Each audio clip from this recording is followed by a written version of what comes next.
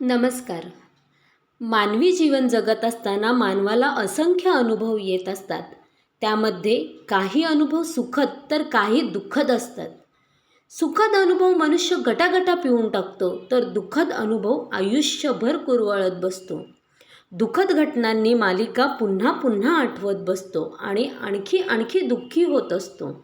स्वतः तर तो दुःखी होतोच, सोबतच सभोवतालच्या लोकांनाही दुःखी करतो. किंबहुना संपूर्ण वातावरणच दुःखमय करून टाकतो. मग जगातील संपूर्ण दुःख त्याच्याच वाट्याला आले असे तो समजूत करून घेतो. परंतु जगातल्या दुःखाची त्याला कल्पनाही नसते. मग यालाच आयुष्य म्हणावे का? तर नाही. जो जीवनातील दुःखांना, संकटांना समर्थपणे तोंड देऊ शकत नाही, तो खरे जीवन जगू शकत नाही.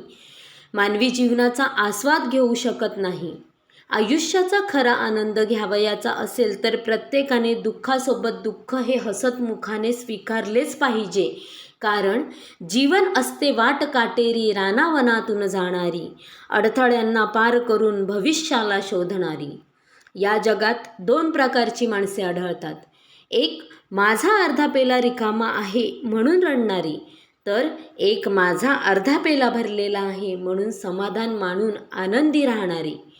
जीवनात समाधानातच खरे सुख असतं आणि हे सुख मानण्यात असतं. जीवनाकडे तटस्थ दृष्टीने पाहिले तर जीवन हे रडण्यासाठी नसून लढण्यासाठी आहे.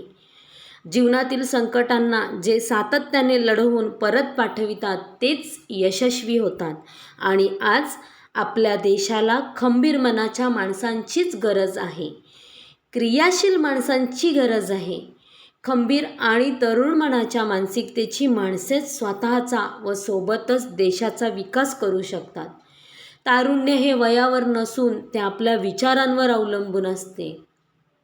एक कवी म्हणतात, युवक उसे नहीं कहते जो तूफानों से डर जाते हैं, युवक तो उसे कहते हैं जो तूफानों का रुख बदल देते हैं. देशाचे दुःख हे प्रत्येक मनुष्याचे दुःख असते.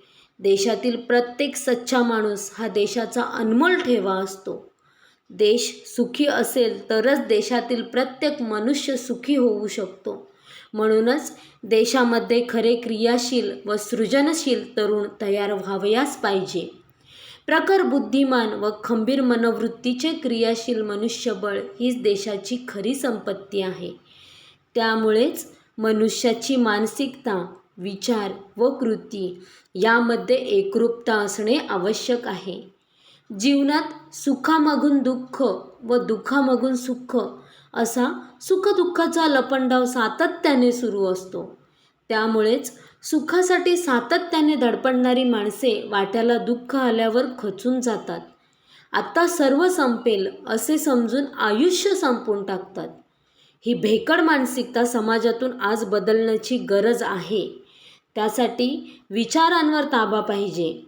सातत्याने मनामध्ये संतांचे सद्विचार अंगी बाणवले पाहिजेत.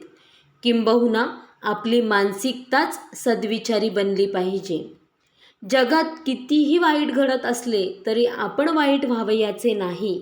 वाईटांचा परिणाम हा वाईटच होणार व चांगल्याचे चांगलेच होईल, ही आपली मानसिकता पाहिजे. सद्विचारांसाठी चांगलं ऐकावं लागेल, चांगलं पाहावं लागेल. सातत्याने हा चांगलेपणा जोपासल्याने आपले जीवन आनंदमय होईल आणि इतरांचे जीवन आनंदी होईल. संत तुकारामांनीही सांगितलेले आहे, आनंदाचे डोही आनंद तरंग, आनंदाची अंग आनंदाचे. संतांच्या विचारांनी सुद्धा जगातील दुःख कमी करण्याचा प्रयत्न केला आहे. त्या संत विचारांचा प्रचार होण्याची आवश्यकता आहे. या शतकाची परिभाषा बदललेली आहे. ती प्रत्येकाने समजावून घेणे आवश्यक आहे. जीवन कितीही गतिमान झाले असले तरी विचार मात्र आपल्या ताब्यात असले पाहिजेत. अन्यथा विचारांचा गतिमान प्रवाहात आपले संपूर्ण आयुष्यच वाहून जाऊ शकते. विचारांची ताकद खूप महान आहे. जीवनाचे नंदनवन करण्याचे किंवा वाळवंट करण्याची क्षमता विचारांमध्ये आहे. म्हणून सकारात्मक विचार सतत मनामध्ये राहणे आवश्यक आहे. सतत सकारात्मक विचार केल्याने जीवनात आमूलाग्र बदल घडून आणू शकतो. जीवनातील सर्व लढाया विचारपूर्वक विचारांचे नियोजन करून कृतीची जोड देऊन जिंकता येऊ शकतात. म्हणून प्रत्येक व्यक्तीने समाजाला व प्रत्येक पालकाने आपल्या मुलाला, प्रत्येक शिक्षकाने आपल्या विद्यार्थ्याला सद्विचारांची शिदोरी द्यावयास पाहिजे. त्यामुळे सर्व वातावरण कसे आनंदमयी होईल यासाठी प्रत्येकाने सद्विचार अंगी बाळगल्याने सत्संगत प्राप्त होईल. सत्संगतीने हातून सत्कृत्य घडतील आणि सत्कृत्य केल्याने जीवनात आनंद अमृताची फळे मिळून सद्गती प्राप्त होईल, यात तिळमात्रही शंका नाही. धन्यवाद.